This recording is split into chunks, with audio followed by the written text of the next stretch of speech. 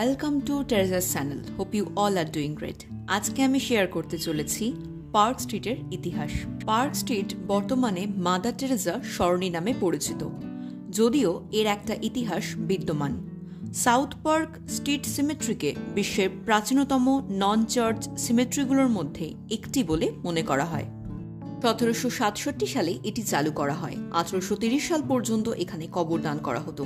কবরখানার সামনের রাস্তাটির নামকরণ করা হয়েছিল বেরিয়াল গ্রাউন্ড রোড হিসেবে। পরে তা পরিবর্তন করে করা হয় পার্ক স্ট্রিট সরণি। পার্ক স্ট্রিটে সেই কবরখানায় অতীতে প্রায় 1600 কবর দেওয়া হয় বলে জানা যায়। তার মধ্যে বেশিরভাগই ছিল ব্রিটিশ। বর্তমানে যেখানে লরেটো হাউস, সেখানে একসময় একটি বিশাল বাগান বাড়ি দেখতে পাওয়া যায়।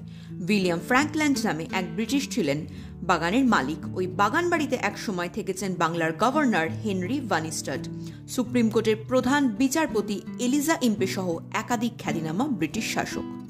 বিচারপতি এলিজা ইম্পে ওই বাগানে হরিণ পুষতেন বলেও শোনা যায়। সূত্রের খবর, পরবর্তীকালে লোকমুখে জায়গাটির নাম হয় ডিয়ার পার্ক। অনেকে মনে করেন সেখান থেকে ওই রাস্তাটির নতুন নাম হয় পার্ক স্ট্রিট, যদিও বর্তমানে পার্ক স্ট্রিটের নাম পাল্টে করা হয়েছে মাদার টেরেজার সরণি। ভিডিওটা ভালো লাগলে অবশ্যই লাইক, কমেন্ট, শেয়ার করে দেবেন।